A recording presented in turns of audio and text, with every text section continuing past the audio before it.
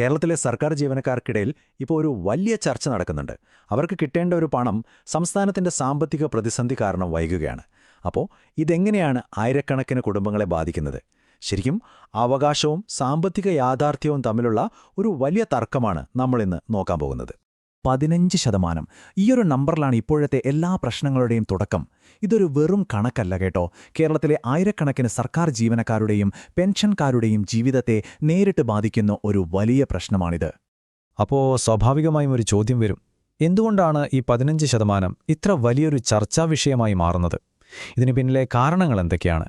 നമുക്ക് ഓരോന്നായിട്ടൊന്ന് നോക്കാം. നമ്മളിന്ന് ഈ വിഷയം ഒന്ന് വിശദമായിട്ടാണ് നോക്കുന്നത്. ആദ്യം ഈ പ്രതിസന്ധിയുടെ അടിസ്ഥാനമായ ആ 15% എന്താണെന്ന് നോക്കും. പിന്നെ ഈ പറയുന്ന ക്ഷാമഭത്ത എന്താണെന്ന് സിമ്പിളായിട്ട് മനസ്സിലാക്കും. അതിനുശേഷം അവകാശവും പ്രതിസന്ധിയും തമ്മിലുള്ള ആ ഒരു പോരാട്ടം, പിന്നെ സർക്കാരിന്റെ വാഗ്ദാനങ്ങൾ, അവസാനം ഉത്തരം കിട്ടാത്തൊരു പ്രധാനപ്പെട്ട ചോദ്യം. ഇങ്ങനെയാണ് നമ്മൾ മുന്നോട്ട് പോകുന്നത്. ഓക്കെ, അപ്പോൾ നമുക്ക് ആദ്യത്തെ ഭാഗത്തേക്ക് കടക്കാം. എന്താണ് ഈ പ്രതിസന്ധിയുടെ 15%? ഈ 15% എന്ന് പറയുന്നത് സർക്കാർ ജീവനക്കാർക്കും പെൻഷൻകാർക്കും നൽകാനുള്ള ക്ഷാമഭത്തയുടെ കുടിശ്ശികയാണ്. 2023 ജൂലൈ മുതൽ കിട്ടേണ്ട ഈ തുക ഇനിയും കിട്ടിയിട്ടില്ല. ഇത് തന്നെയാണ് ജീവനക്കാർക്കിടയിൽ ഇത്ര വലിയ അതൃപ്തിക്ക് കാരണമായിരിക്കുന്നത്. അപ്പോൾ എല്ലാവരും ഈ പറയുന്ന ക്ഷാമഭത്ത അല്ലെങ്കിൽ ഡിയർനെസ് അലവൻസ്, അതെന്താണ് സംഭവം?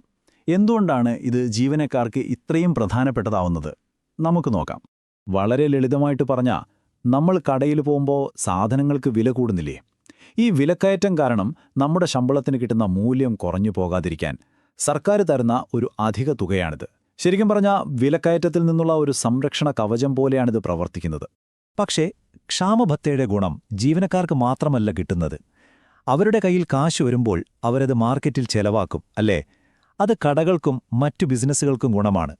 അങ്ങനെ പണം വിപണിയിലിറങ്ങുന്നത് സംസ്ഥാനത്തിന്റെ മൊത്തത്തിലുള്ള സമ്പദ്വ്യവസ്ഥയെ ശക്തിപ്പെടുത്തും. ഇതങ്ങനെ ഇടയ്ക്ക് തോന്നിയ പോലെ കൊടുക്കുന്ന ഒന്നല്ല.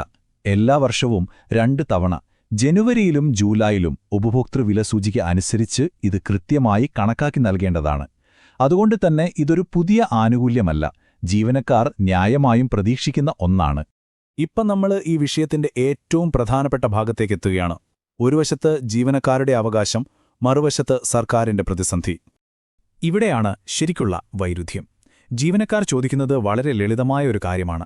വിലക്കയറ്റം കാരണം ബുദ്ധിമുട്ടുമ്പോഴല്ലേ ഈ സഹായം വേണ്ടത്? അത് സമയത്തിന് കിട്ടിയില്ലെങ്കിൽ പിന്നെ അതുകൊണ്ട് എന്താണ് പ്രയോജനം?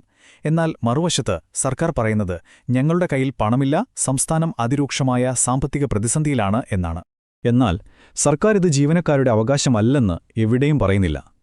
നേരെ മറിച്ച് ധനമന്ത്രി കെ.എൻ. ബാലഗോപാൽ തന്നെ പറയുന്നുണ്ട്, ക്ഷാമഭത്ത ജീവനക്കാരുടെ അവകാശമാണ്, അത് നൽകാൻ സർക്കാർ പ്രതിജ്ഞാബദ്ധമാണ് എന്ന്.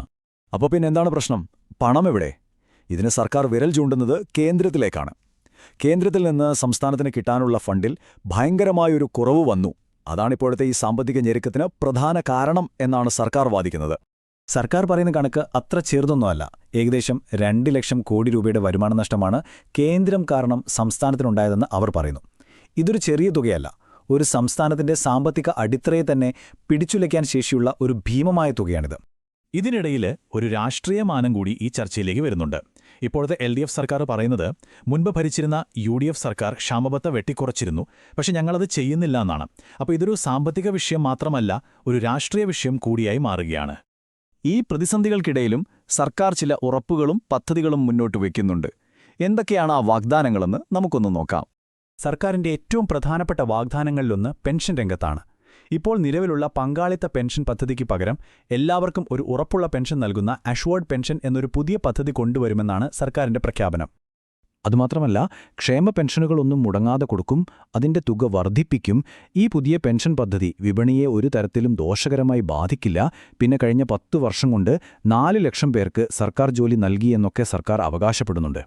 അപ്പോൾ ഈ വാഗ്ദാനങ്ങളിലൂടെയെല്ലാം സർക്കാർ നൽകാൻ ശ്രമിക്കുന്ന ഒരു പ്രധാന സന്ദേശമുണ്ട്. അതെന്താണെന്ന് വെച്ചാൽ, എത്ര വലിയ സാമ്പത്തിക പ്രതിസന്ധി ഉണ്ടായാലും സിവിൽ സർവീസിനെയും സർക്കാർ ജീവനക്കാരുടെ അവകാശങ്ങളെയും ഞങ്ങളൊരു വിട്ടുവീഴ്ചയുമില്ലാതെ സംരക്ഷിക്കും. ഇതാണ് ആ സന്ദേശം.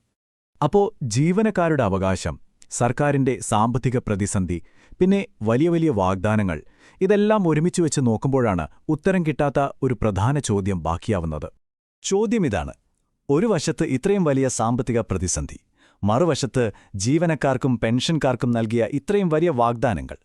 ഈ രണ്ടും ഒരുമിച്ച് ഒരേ സമയം പ്രായോഗികമായി മുന്നോട്ട് കൊണ്ടുപോകാൻ കേരളത്തിന് ശരിക്കും കഴിയുമോ? അതാണിപ്പോൾ എല്ലാവരും ഉറ്റുനോക്കുന്ന ചോദ്യം.